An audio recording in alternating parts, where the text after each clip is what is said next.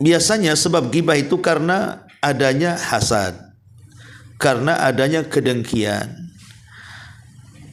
Maka biasakan kita ini membersihkan jiwa-jiwa kita, membersihkan hati kita supaya tidak mudah untuk dengki dan hasad, dendam dan benci. Karena bagaimanapun itu penyebab ghibah. Kalau kita ada tetangga umpamanya kan diberikan nikmat oleh Allah Subhanahu wa taala. Mungkin rumahnya direnov, mobilnya baru beli, kendaraannya baru, perabotnya mantap dan begitu seterusnya. Alhamdulillah kita doakan. Ya Allah, alhamdulillah tetangga saya diberikan nikmat. Tapi berikan juga ya Allah nikmat yang sama atau lebih dibandingkan tetangga itu. Karena betapa banyak terkadang tetangga itu diberikan nikmat, akhirnya apa? Dia menolong kita. Gak sedikit itu. Ya, karena dia punya mobil kita sakit, terkadang dia antarkan dengan kendaraan dia kita ke rumah sakit. Dan banyak. Atau dia punya perabotan ketika kita ada hajat dipinjamkan kepada kita. Lah dari situ kita tahu bahwa membersihkan jiwa ini itu salah satu juga penyebab terhindar daripada ghibah. Tapi kedengkian, hasad dan yang semacamnya itu yang menyebabkan kenapa orang sampai menggibahi orang lain.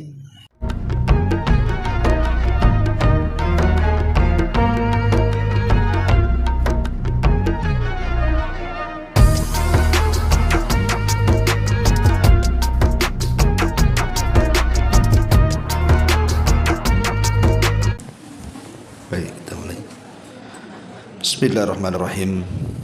Assalamualaikum warahmatullahi wabarakatuh.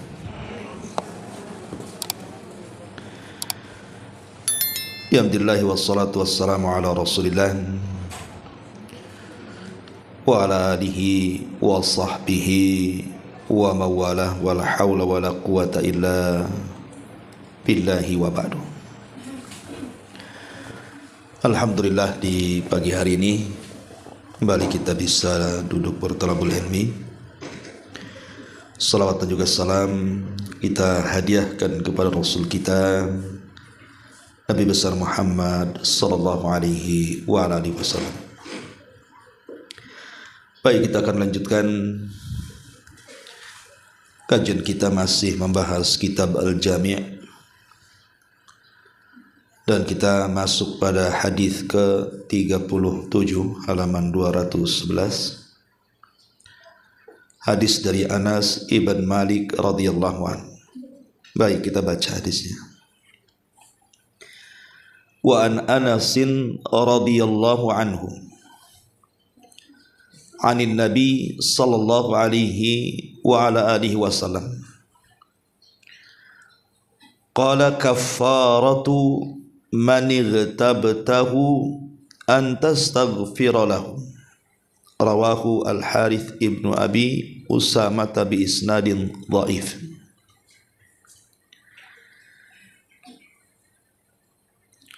Dari sahabat Anas ibn Malik, semoga Allah meridainya, dari Nabi sallallahu alaihi wasallam beliau bersabda, kafarah atau penebus dosa dan kesalahan terhadap orang yang telah engkau gibahi adalah engkau memintakan ampun kepada Allah untuk dosa-dosanya. Hadis ini dikeluarkan oleh Imam Ibnu Abi Dunya dan juga Imam Al-Baihaqi dalam Ad-Da'wat Al-Kabir. Baik, sekalipun hadis ini dinyatakan lemah oleh para ulama secara lafaz, akan tetapi secara makna dibenarkan. Ma'asyiral muslimat yang dimuliakan Allah Subhanahu wa taala, hadis ini menjelaskan kepada kita tentang kafarah. Bagaimana cara penebus dosa bagi orang yang sudah terlanjur bergibah. Kita tahu bahwa gibah ini bukan dosa biasa. Dia adalah satu di antara sekian dosa-dosa besar. Artinya tidak hanya sekedar bertobat kepada Allah Subhanahu wa taala dengan memperbanyak istighfar dan meminta ampun, tapi lebih daripada itu, dia harus minta keikhlasan orang yang ia gibahi. Karena gibah ini bukan dosa antar kita dengan Allah, tapi gibah ini dosa antar kita sesama hamba Allah. Makanya dosa yang berkaitan antar kita sesama hamba Allah itu dosa yang tidak mungkin ditinggalkan Allah sampai ada keikhlasan orang yang kita gibahi. Makanya dosa ini bukan dosa biasa dan tobatnya sangat sulit. Karena belum tentu orang yang kita gibahi mau mengikhlaskan apa yang sudah kita ucapkan. Karena umumnya gibah itu bukan pujian, tapi gibah itu bentuk celaan. Dan orang yang dicela biasanya tidak akan terima, bahkan sakit hati, bahkan boleh jadi menyimpan dendam. Itulah kenapa gibah ini sangat tercela dalam Islam. Ma'asyiral muslimat yang dimuliakan Allah Subhanahu wa taala. Para ulama menjelaskan tentang bahaya gibah ini. Gibah ini bisa mengancam pelakunya dengan azab neraka. Bahkan sebelum neraka, dosa gibah ini juga mengancam pelakunya dengan azab kubur. Makanya satu hari Nabi SAW pernah melewati kuburan, dan Nabi SAW mendengar salah satu dari kuburan kaum muslimin sedang diazab oleh Allah Subhanahu wa taala. Kemudian Nabi SAW, karena dia adalah Nabi Rahmah, Nabi yang sayang kepada umatnya, dia ingin berusaha meringankan azabnya dengan cara mengambil pelepah kurma yang masih basah, kemudian ditancapkan di atas kuburan itu. Tetapi ini khususiyah Nabi. Dan Nabi mengatakan, mudah-mudahan sebelum pelepah kurma ini kering bisa meringankan azabnya. Lah para sahabat Nabi SAW bertanya, kenapa orang itu diazab? Lah salah satu riwayat Rasul mengatakan karena orang yang dikubur itu suka menggibah. Itulah kenapa dosa gibah ini dosa besar, karena terancam dengan azab kubur, bahkan terancam dengan azab neraka. Ma'asyiral muslimat yang dimuliakan Allah Subhanahu wa taala. Lah di sini Nabi SAW menjelaskan tentang kafarah. Bagaimana caranya kita menebus dosa kalau kita sudah terlanjur berbuat gibah ini. Apa kafarah orang yang berbuat gibah? Tentu pertama adalah berusaha untuk at-taubatun nasuha. Kita bertobat dengan taubat nasuha. Nasuha itu artinya tobat yang memberikan nasihat kepada orang yang bertobat dengan tidak ingin kembali melakukan pada kesalahan yang sama. Kemudian yang kedua, al-istighfar. Terus lisannya meminta ampun. Meminta ampun kepada Allah Subhanahu wa taala agar dosa-dosa yang pernah dilakukannya diampuni oleh Allah Subhanahu wa taala. Kemudian yang ketiga, dia harus mengingat tentang ancaman orang yang bergibah di sisi Allah Subhanahu wa taala, bahwa orang yang bergibah itu bisa dimasukkan ke dalam neraka dan dijauhkan dari surga. Kemudian yang keempat, talabul afi, meminta maaf sebisa mungkin, meminta kelapangan dada orang yang kita gibahi agar dia mau memaafkannya. Karena bagaimanapun Nabi SAW bersabda dalam sebuah hadis bahwa kalau kita sudah menyakiti orang, artinya melakukan kezaliman kepada orang, maka mintalah kehalalannya sebelum datang di hari di mana kita sudah tidak bisa lagi meminta maaf kepadanya. Kemudian yang terakhir, sebagaimana disebutkan dalam hadis ini, bahwa kita mendoakan orang yang kita gibahi agar dosa kita dan dosa dia diampuni oleh Allah Subhanahu wa taala. Jadi kita berdoa kepada Allah Subhanahu wa taala dengan doa Allahumma ghfirli walahu, ya Allah ampuni dosa-dosaku dan juga ampuni dosa-dosa dia yang pernah aku gibahi. Itulah yang dikatakan di sini. Nabi SAW mengatakan kafaratu man igtabtahu an tastaghfir lahu. Penebus kesalahan terhadap orang yang telah engkau gunjingkan itu adalah engkau memintakan ampun untuknya. Jadi selain kita meminta maaf, meminta kelapangan dada orang yang pernah kita gibahi, maka kita pun harus banyak-banyak berdoa kepada Allah untuk kita dan dia dengan meminta ampunan akan dosa-dosa kita. Itulah cara kafarah, penebusan dosa kita dari dosa gibah ini. Ma'asyiral muslimat yang dimuliakan Allah Subhanahu wa taala, tentu menghilangkan kebiasaan gibah ini memang cukup berat. Karena memang dosa gibah ini seolah-olah sudah menjadi dosa masyarakat.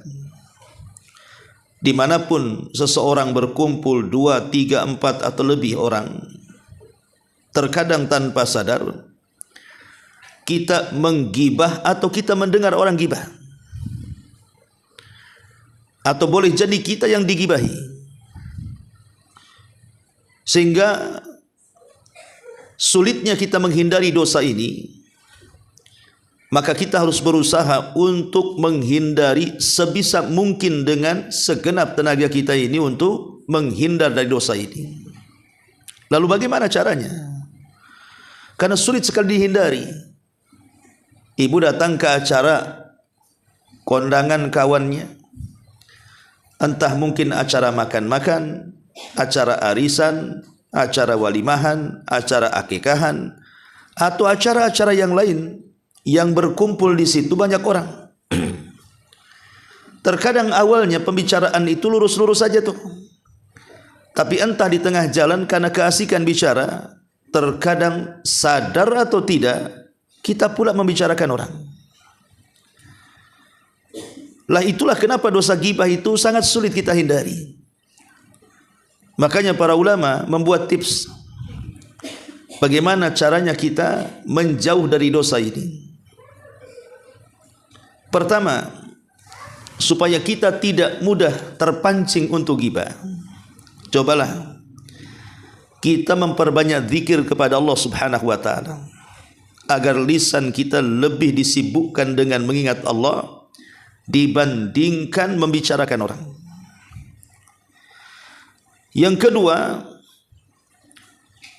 cobalah kita ini menjaga salat yang 5 waktu untuk mempersempit dosa ghibah. Sebab kalau seandainya seseorang menjaga solat 5 waktu, setiap datang waktu solat segera solat, maka solat ini kalau dilakukan dengan cara yang baik sesuai dengan rukun, syarat, wajib dan sunnah-sunnahnya, artinya bukan hanya mengerjakan tapi juga mendirikan, maka ini bisa mencegah perbuatan keji dan mungkar. Keji itu dosa rumah, mungkar itu dosa di luar rumah, salah satunya ghibah. Kemudian yang ketiga, cobalah kemudian kita ini merasa bahwa Allah Subhanahu wa taala senantiasa memandang kita, melihat kita dan mendengar kita, bahwa apapun yang kita lakukan, apapun yang kita ucapkan, baik lahir ataupun batin, baik secara sirriah atau terang-terangan, maka kita akan merasa diawasi oleh Allah Subhanahu wa taala sehingga lahir perasaan takut. Takut kalau salah bicara, takut kalau salah berbuat. Kemudian yang keempat, biasakan kita ini menjadi orang yang bisa mencegah kemungkaran. Kalau kita sedang berkumpul tiba-tiba mulai beralih pembicaraan kepada ghibah, cobalah kita hentikan. Kita fokuskan kepada pembicaraan awal. Apa tujuan kita berkumpul? Disitulah kita bicara. Jadi kita sebagai orang yang pertama kali mengingkari kalau ada mulai membicarakan orang, kalau bisa kita cegat. Berdasarkan sabda Nabi SAW, "Man ra'a minkum munkaran falyughayyir biyadihi." Barang siapa yang melihat kemungkaran, cegah dengan tangannya. Kalau tidak bisa dengan lisannya, kalau tidak bisa pergi dari situ, doakan dengan hatinya. Kemudian yang kelima, jauhilah tempat-tempat ghibah sejauh mungkin. Kalau kita tidak bisa mencegah kemungkaran, maka jauhi wasilah-wasilah, perantara-perantara yang bisa kita terjerumus kepada dosa itu. Contohnya, kita tahu bahwa kebiasaan nih kalau kumpul dengan emak-emak sebelah nih, pasti membicarakan orang, tidak usah datang. Ya. Jadi tempat-tempat yang titik-titik pertemuan ghibah itu, dan kita sudah tahu kalau kumpul di situ pasti ghibah, tidak usah ke situ. Jadi berusaha wasilah-wasilah tempat-tempat yang menjadikan kita ghibah, sebaiknya kita tinggalkan. Bukan hanya kita nimbrung ghibah, mendengar orang ghibah saja kita dilarang. Masalahnya sekarang ghibah itu kan tidak mesti ada orangnya, maksudnya tidak mesti badannya. Kemudian berkumpul dengan kawan-kawan dan teman-teman, kemudian menggibah berjamaah, kan itu. Sekarang sudah canggih, karena ghibah tidak harus berjumpa, bisa lewat alat komunikasi, bisa lewat ketik WA, bisa lewat chat YouTube, chat di Facebook, bisa dengan telepon, bisa dengan pesan, gitu ya. Sekarang ini ghibah itu luar biasa, tidak mesti ketemu, gitu ya. Cukup dengan handphone di tangan kita saja, kita sudah bisa menggibah tuh, atau membaca ghibah orang, atau mendengar ghibah orang. Makanya jauhi ya tempat-tempat yang seperti itu. Kemudian yang keenam, jauhi juga ucapan-ucapan yang terkadang ucapan-ucapan ini berbau ghibah. Contoh umpamanya bahasa-bahasa buruk tentang lakob. Ada orang yang pincang umpamanya atau buta. Ya. Tentu pincang dan buta ini salah satu aib, cacat seseorang, kan. Jangan suka kemudian kita melakobi orang karena dia pincang, itu si pincang. Karena dia buta, itu si buta. Karena dia gemuk, itu si tong. Karena dia kurus, itu apa tuh namanya? Ya.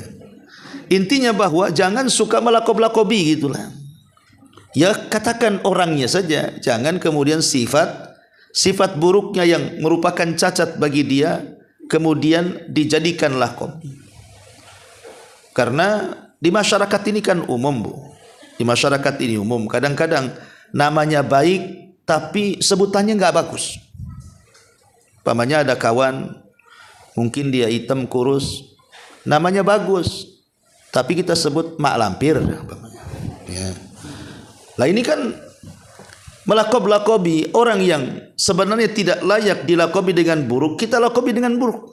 Karena itu nanti akan terjerumus kepada ghibah itu. Biasakan lisan kita ini jangan suka melakob-lakobi buruk orang. Karena bagaimanapun kita melakobi orang dengan lakob-lakob yang buruk, itu menghina ciptaan Allah. Kalau menghina ciptaan Allah berarti menghina yang menciptakannya. Maka nanti lebih berat lagi, bukan hanya jatuh kepada ghibah tapi menghina zat yang menciptakan manusia, Allah Subhanahu wa taala.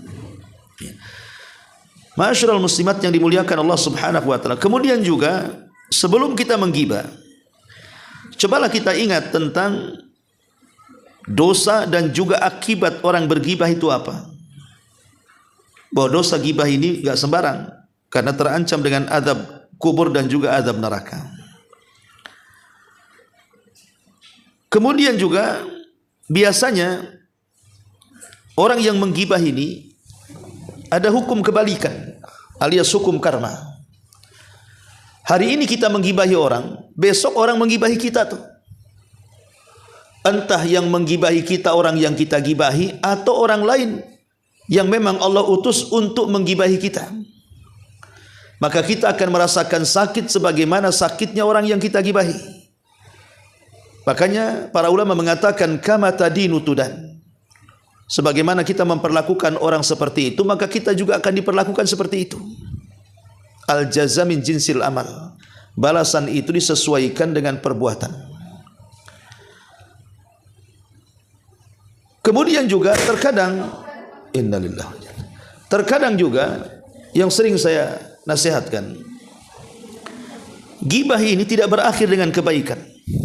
Orang yang suka gibah itu biasanya tidak berakhir dengan kebaikan, Bu. Betapa banyak orang yang kita gibahi rupanya sakit hati, balas dendam dia. Entah balas dendam dengan menggibahi kita atau balas dendam dengan fisik dia kepada kita. Entah kita dipukul karena tersinggung, entah kita disakiti, bahkan boleh jadi dia bisa mengancam nyawa kita. Karena orang kalau sudah direndahkan kehormatannya, Bu, nggak peduli orang. Ya kan, Bu, kalau ibu direndahkan kehormatannya dan ibu sakit hati dan sakitnya tuh sampai di sini, lah itu biasanya orang nggak peduli orang, Bu. Mau tetangga, mau kawan, mau pokoknya kalau sudah hilang kehormatan dia bisa nekat, Bu. Sudah jadi gila dia tuh. Bisa saja dia melakukan hal-hal yang menyakitkan kalau sudah ada ketersinggungan. Makanya orang yang menggibah itu biasanya di dunia saja tidak akan berakhir dengan kebaikan. Pasti akan ada dampak yang mencelakakan hidupnya. Minimalnya tersiksa jiwanya. Karena orang yang menggibahi itu dasarnya biasanya karena hasad. Kenapa ibu menggibahi saya? Karena ibu tidak punya apa yang saya punya. Kenapa saya menggibahi ibu? Umumnya karena saya tidak punya yang ibu punya. Akhirnya hasad berakhir dengan gibah. Itu biasanya seperti itu.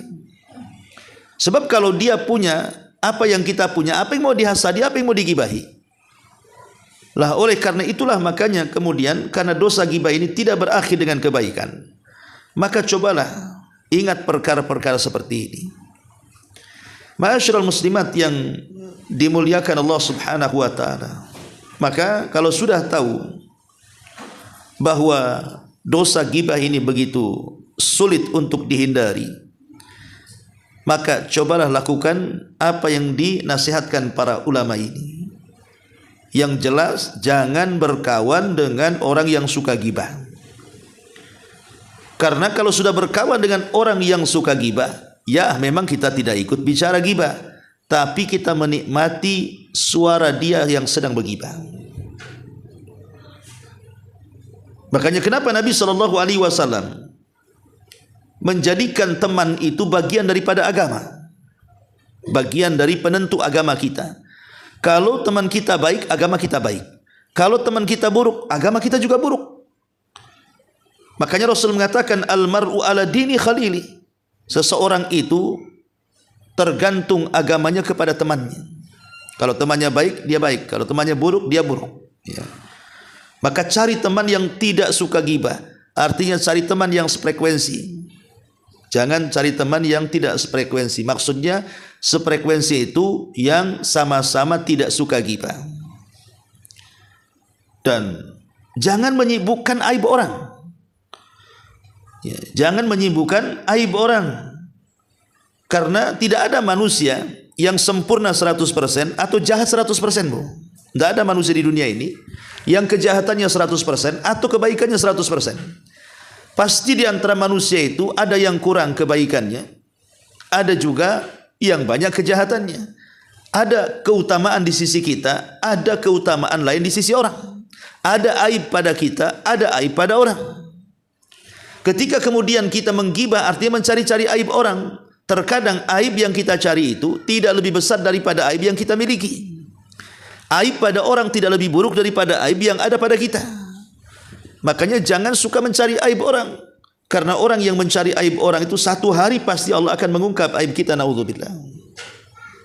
Maka sibukkan dengan aib sendiri. Jangan menyibukkan dengan aib orang dan perbanyak ibadah. Bukan hanya menjaga sholat 5 waktu saja.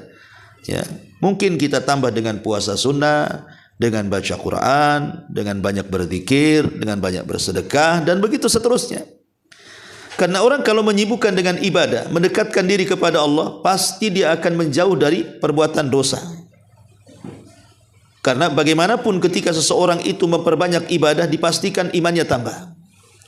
Ketika imannya tambah, rasa takutnya kepada Allah juga bertambah. Ketika rasa takutnya kepada Allah bertambah, dipastikan juga kita akan hati-hati berbicara dan berperilaku. Itu sudah matematika seperti itu. Dan biasakan dalam setiap majlis yang kita bermajlis di situ, biasakan obrolan-obrolan kita itu adalah kandungan-kandungan nasihat dan kandungan-kandungan agama. Makanya Nabi SAW mengatakan Ra'sul amri al-Islam wa amuduhu salah wa dirwatus sanamih al-jihadu fi sabilillah. Pokok urusan hidup manusia itu adalah Islam. Karena pokok urusan hidup manusia adalah Islam, maka Islam itu lebih kita hajatkan dibandingkan makan dan minum. Kalau makan dan minum sehari 3 atau 4 kali sudah cukup, maka Islam itu tidak bisa sehari 2-3 kali, 4 kali cukup, tidak. Bahkan harus sebanyak nafas yang kita keluarkan. Artinya kalau kita berkumpul, obrolkan soal Islam. Kalau kita sedang berembuk, maka omongkan soal Islam. Kalau kita menulis, tulislah soal Islam. Kalau kita musyawarah, masukkan Islam di situ.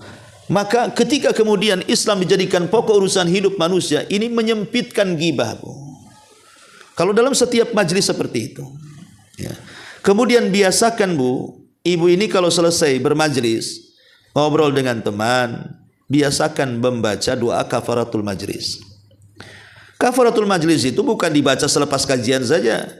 Ibu kumpul-kumpul arisan, kumpul-kumpul di rumah kawan, kumpul-kumpul makan-makan. Setelah kumpul-kumpul, biasakan baca kafaratul majlis. Yang namanya orang kumpul-kumpul ini kan kadang tak sadar membicarakan orang. Tak sadar menyakiti orang yang diajak bicara, atau melontarkan kalimat-kalimat kasar, kalimat merendahkan, cacian, makian, dan yang semacamnya. Maka dengan kafaratul majlis, namanya kafarah, penebus dosa dalam majlis, maka itu bisa mengurangi beban dosa ghibah kita. Dan yang lebih penting dari itu, cobalah dari sekarang robah kehidupan kita, akhlak kita itu robah. Kalau bisa setiap hari jauh lebih baik lagi, lisannya lebih santun lagi, tidak suka menggibahi lagi, dan begitu seterusnya. Karena itu di antara bagaimana kita ini supaya jangan sampai jatuh kepada ghibah. Baik, ma'asyiral muslimat yang dimuliakan Allah Subhanahu wa taala, tentu orang melakukan ghibah ini pasti ada sebabnya, kan, Bu? Ya. Gak mungkin ujug-ujug orang menggibahi orang, pasti ada sebabnya. Lah, sebab-sebab ghibah ini pertama itu karena dha'ful iman. Kenapa kita menggibahi orang itu? Karena iman kita lemah.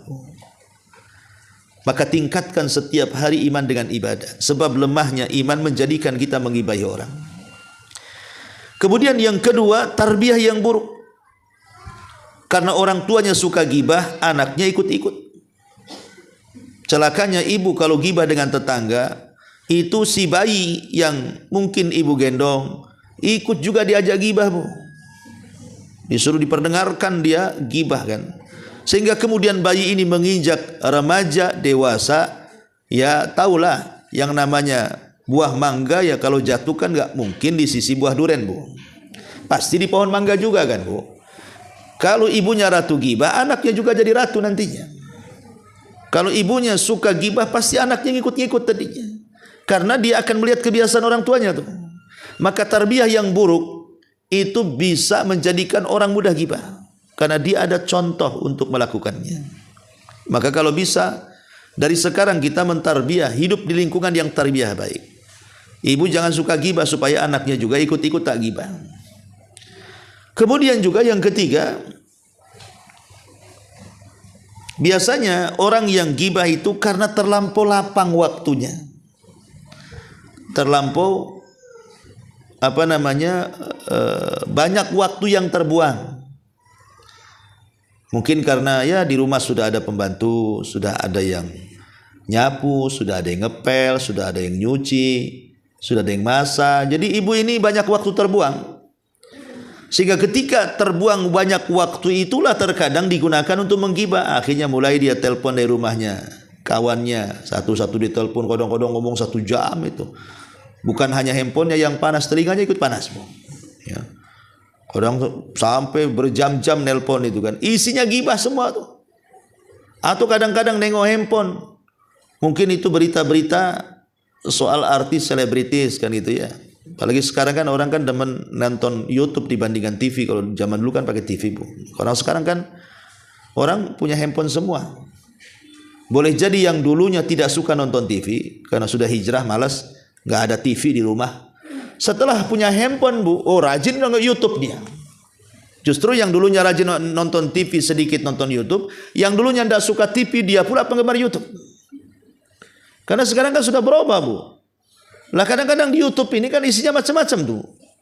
Ada gibah, membicarakan pejabat, membicarakan selebritis, membicarakan artis, dan yang lain sebagainya. Dan berita-berita itu menyingkap soal aib-aib mereka. Kita tonton, kita ikuti, bahkan berseri-seri. Ya. Lah ini karena apa? Karena waktu yang kosong disalahgunakan. Coba kalau umpamanya ibu disibukkan, nggak usah ada pembantu lah, ngapain pula pembantu? Biar saya sapu sendiri, saya pel sendiri. Kapan sempat gibah, Bu? Badan pula tak capek. Ya. Dan berpahala kan begitu. Ini juga diantara sebab kenapa kemudian orang mudah gibah itu. Kemudian juga biasanya sebab gibah itu karena adanya hasad, karena adanya kedengkian. Maka biasakan kita ini membersihkan jiwa-jiwa kita, membersihkan hati kita supaya tidak mudah untuk dengki dan hasad, dendam dan benci. Karena bagaimanapun itu penyebab gibah. Kalau kita ada tetangga umpamanya kan diberikan nikmat oleh Allah Subhanahu wa taala. Mungkin rumahnya direnov, mobilnya baru beli, kendaraannya baru, perabotnya mantap dan begitu seterusnya. Alhamdulillah kita doakan. Ya Allah, alhamdulillah tetangga saya diberikan nikmat. Tapi berikan juga ya Allah nikmat yang sama atau lebih dibandingkan tetangga itu. Karena betapa banyak terkadang tetangga itu diberikan nikmat, akhirnya apa? Dia menolong kita. Gak sedikit itu. Ya, karena dia punya mobil kita sakit, terkadang dia antarkan dengan kendaraan dia kita ke rumah sakit. Dan banyak. Atau dia punya perabotan ketika kita ada hajat dipinjamkan kepada kita. Lah dari situ kita tahu bahwa membersihkan jiwa ini itu salah satu juga penyebab terhindar daripada gibah. Tapi kedengkian, hasad dan yang semacamnya itu yang menyebabkan kenapa orang sampai menggibahi orang lain. Termasuk juga di antara sebabnya karena ada muittiba'i sunnati Nabi sallallahu alaihi wasallam. Karena tidak mengikuti sunnah Nabi. Artinya tidak berhijrah. Kalau sudah orang itu berhijrah, umumnya kan jarang orang gibah dulu. Pamannya ibu dulunya kan nggak pernah hadir di majelis ilmu. Tapi setelah kenal sunnah akhirnya rajin ngikuti pengajian sana, pengajian sini. Akhirnya tahulah ini sunnah Nabi, ini yang bukan, dan begitu seterusnya. Akhirnya disibukkan dengan belajar. Lah itu juga salah satu penyebab ketika kemudian kita tidak ikut sunnah, malah kemudian menyelisihinya. Itu juga penyebab kemudian orang melakukan ghibah. Termasuk juga kita mudah diajak orang. Diajak kawan, ayo kita kumpul. Ayo kita kumpul-kumpul di mana, ngobrol di mana, kita buat acara lah, reuni apa semua kan itu. Kadang-kadang kita mudah, malah kemudian menyambut dengan senang hati. Ayo di mana kita? Biar saya ngongkosi, biar saya yang traktir. Kalau perlu tempatnya saya tentukan. Sudah tahu bahwa acara-acara seperti itu tidak lepas daripada ghibah, di mana manfaatnya sedikit dan madaratnya banyak. Terkadang kita mudah saja ikut ajakan orang. Nah ini juga penyebab kenapa kemudian ghibah ini menjadikan kebiasaan yang buruk bagi manusia. Ingat Bu, bahwa ghibah ini itu biasanya bisa merusak pertemanan. Gara-gara ghibah teman yang baik menjadi musuh. Bahkan rumah tangga bisa pecah belah, tetangga bisa musuhan, teman dekat jadi lawan. Dan ghibah sendiri, kalau ibu pengen tahu, dia bisa menggugurkan amal kita Bu, karena setiap ucapan ghibah itu bisa menghapuskan kebaikan kita. Jadi kebaikan solat kita, solat malam kita, puasa kita, sedekah kita, zikir, baca Quran kita, itu akan hilang dengan dosa ghibah. Ingat bahwa dosa ghibah ini bisa memakan kebaikan yang banyak yang sudah kita lakukan. Dan ingat bahwa dosa ghibah ini termasuk sifat-sifat yang tercela. Karena orang yang terpuji tidak mungkin dia menggibah. Kecuali orang yang tercela saja yang suka menggibah. Ma'asyiral muslimat yang dimuliakan Allah Subhanahu wa taala. Adapun kalau seandainya kita dari pihak yang digibahi, umpamanya kita pula yang dibicarakan orang, bukan membicarakan orang, maka kita yang berada di pihak yang digibahi, ibu sabar. Kenapa demikian? Karena setiap manusia itu tidak mungkin selamat dari pembicaraan orang. Saya, ibu, siapapun tidak akan selamat dari orang yang membicarakan kita. Tidak akan selamat. Tidak ada satupun yang selamat. Hatta orang yang baik sekalipun, hatta orang yang dianggap suci sekalipun. Seperti siapa? Ibunda Maryam. Itu kan wanita suci Bu, nggak pernah keluar dari mihrabnya, ruku, sujud, zikir. Oh, Maryam itu dikenal dengan wanita suci. Tapi juga tidak lepas daripada ghibah. Dibicarakan dan dituduh dia wanita pezina, Isa anak pezina. Dan itu diucapkan orang-orang Yahudi dari dulu sampai sekarang. Padahal dia wanita suci lah kan Bu. Jadi kalau wanita suci seperti Maryam, bahkan ibunda Aisyah radhiyallahu anha saja, ada orang-orang yang menuduh dia berzina seperti orang Syiah. Jadi wanita-wanita terbaik, wanita-wanita mulia, bahkan Nabi SAW sekalipun tidak lepas dari gunjingan orang. Karena kita ini tidak akan selamat dari ucapan orang. Kalau kita sudah tahu kita tidak akan selamat dari ucapan orang, maka bersabar.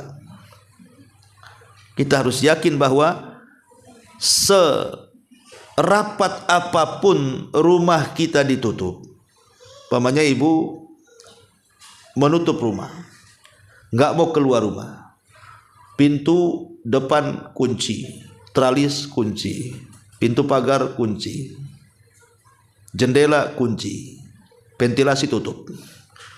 Ibu nggak pernah keluar tuh. Ibu yakin nggak dibicarakan orang? Jangan salah Bu, mungkin ibu paling dibicarakan orang tuh. Mungkin tetangga bilang mungkin ibu itu sakit jiwa ya, nggak pernah keluar rumah ya. Mungkin ibu ini ada kelainan itu sembunyi saja di rumah itu, kayak gua rumahnya. Jadi orang yang berusaha menutup rapat-rapat pintu jendela saja, padahal dia mau menghindari supaya tidak digibahi orang, malah dia justru jadi objek gibahan orang. Dari sini kita tahu bahwa tidak ada orang yang selamat dari ucapan manusia. Nah, itu harus kita yakini itu. Makanya kalau kita tahu bahwa manusia pasti bicara soal kita, maka kalau kita di pihak orang yang digibahi, sabar. Jangan membalas.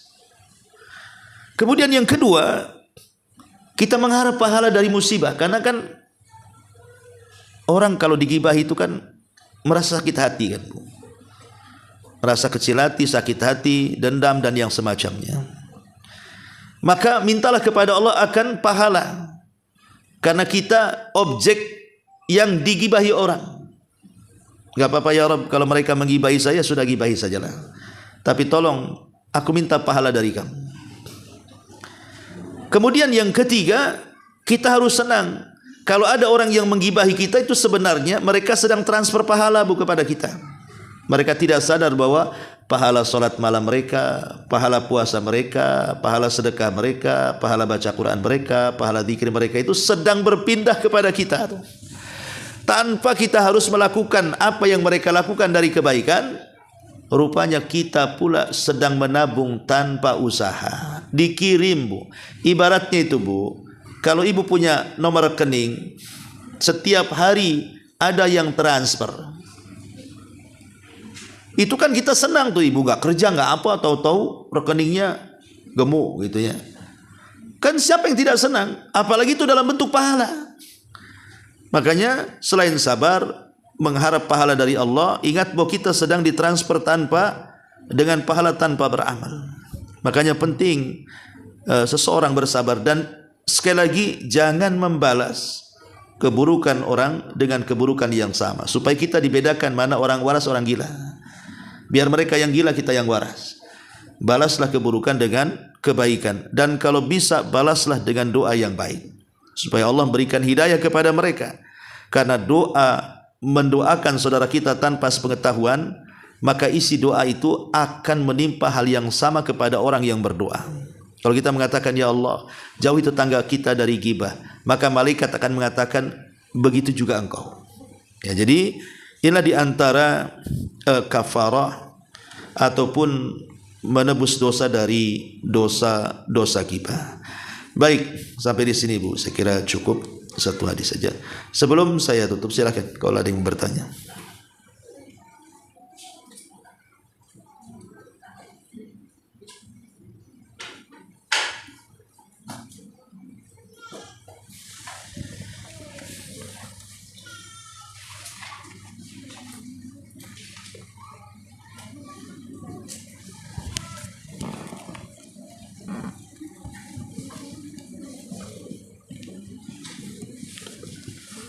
Baik, kalau sudah paham semua, alhamdulillah.